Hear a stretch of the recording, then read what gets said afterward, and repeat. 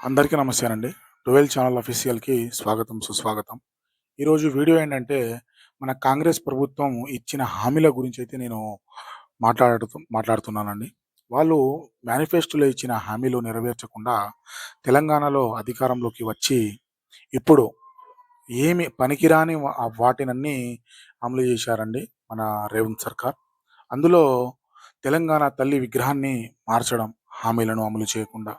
మరి తెలంగాణ యొక్క లోగోని, స్తూపాన్ని గూడా వీరు మార్చడం జరిగింది. మరి వాహనాల పైన, నంబర్ ప్లేట్ల పైన ఉండే టీఎస్ నుంచి టీజీగా మార్చారు. మరి పోలీస్ శాఖ యొక్క డ్రెస్ కోడ్ పైన గూడా వీళ్ళు లోగోని చేంజ్ చేయడం జరిగింది. మరి వీళ్ళు అధికారంలోకి రాగానే హామీలు అమలు చేస్తారని తెలంగాణ ప్రజలందరూ అనుకుంటే, పనికిరానివన్నీ వీళ్ళైతే చేయడం జరిగింది. తెలంగాణ తల్లి అనేది, విగ్రహం అనేది మనం తెలంగాణ కోసం పోరాడుతున్నప్పటి నుంచి తెలంగాణ విగ్రహం అది ఒకటే ఉంది. కానీ ఈయన వచ్చి తెలంగాణ తల్లి విగ్రహాన్ని మార్చడం జరిగింది. హామీలు అమలు చేయండయ్యా అంటే మిమ్మల్ని ప్రజలు నమ్ముకొని మిమ్మల్ని ఓట్లు ఏసి గెలిపిస్తే ఒక్క హామీలు గూడా మీరు అమలు చేయకుండా ఏవేవో పనులు జేస్తున్నారు. తెలంగాణ రాష్ట్రంలో ప్రజలకు అవసరం లేని పనులు ఈరోజు మీరు చేస్తున్నారు. అదేవిధంగా మీరు రైతులకు మన ధాన్యం కొనుగోలు పైన గిట్టుబాటు ధర పైన రూ. 500 మీరు బోనస్ ఇస్తా అన్నారు. కానీ ఈరోజు బండెనక బండ్లు కట్టి కొన్ని వందల బండ్లు ఈరోజు రోడ్ల మీద అయితే ఆగి ఉన్నాయండి. ధాన్యం కొనుగోలు గూడా సరిగ్గా చేస్తలేరు. ఎక్కడ బండ్లక్కడ ఉన్నాయి. వానల్లో తడుస్తున్నాయి. ఎండలో కూసున్నారు రైతులందరూ. బోనస్ ఎక్కడో గానీ ఉన్న ధాన్యాలైతే కొనుక్కోండయ్యా! మీకు పుణ్యం ఉంటది. హ్మ్.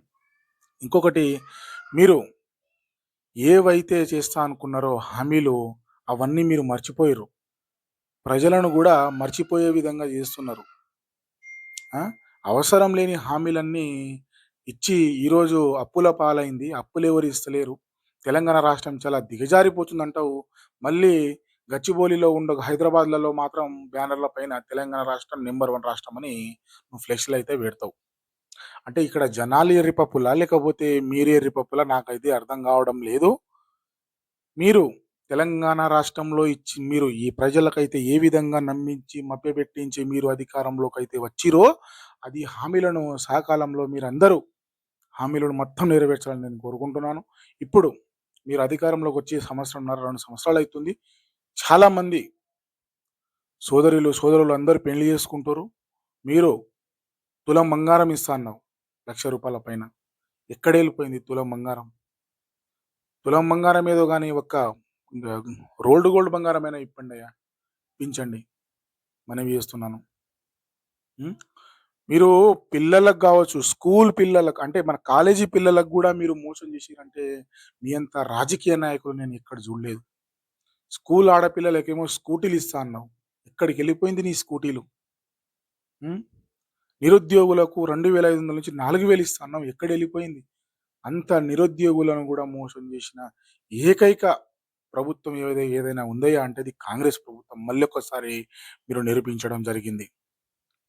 ఇప్పటికైనా తెలంగాణ రాష్ట్ర ప్రజలకు మోసం చేయకుండా మీరిచ్చిన హామీలను నెరవేరుస్తారని కోరుకుంటున్నాను. మరొకటి విషయం ఏంటంటే, బీఆర్ఎస్ తెలంగాణలో 10 సంవత్సరాల పాటు బీఆర్ఎస్ పార్టీ అయితే అధికారంలో ఉంది. వాళ్ళు తెలంగాణ ప్రజలకు ఏవైతే హామీలు ఇచ్చిర్రో 99% కాకపోయినా 95% అయితే వాళ్ళు చేశారు. ఆ 5% అంటారా? తెలంగాణ రాష్ట్ర అది గూడా చేసి తెలంగాణ రాష్ట్రంలో అప్పులెక్కువైపోయింది. అప్పులు దానికి కూడా మేనేజ్ చేసుకుంటూ తెలంగాణ ప్రజలకు గూడా ఎటువంటి ఇబ్బంది కలగకూడదు. తెలంగాణ రాష్ట్ర యొక్క ఎకనామీ గూడా దిగజారకూడదని చెప్పేసి ఆ రోజు కేటీఆర్ గారు చాలా ఆలోచించి నిర్ణయాలైతే తీసుకున్నారు. ఈరోజు మీరు గావచ్చు, మీకు అనుభవం లేని రాజకీయాలు మీవి. తెలంగాణ రాష్ట్రం మీరు చేతిలో ఉన్నది కాబట్టి ఎక్కడ పడితే అదా మీదే అని చెప్పేసి ఏవేవో చేస్తున్నారు.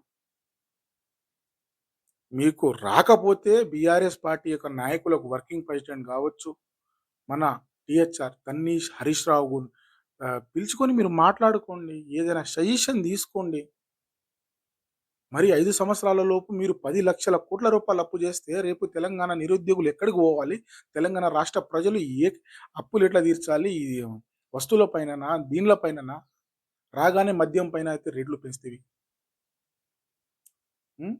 తెలంగాణ రాష్ట్ర ప్రజలకు మీరు దోచుకుంటుర్రా? లేకపోతే వాళ్ళకి ఇబ్బంది పెడుతుర్రా? అది మీకే తెలియాలి. ఇప్పుడైనా పనులు చేస్తారని కోరుకుంటున్నా. జై తెలంగాణ.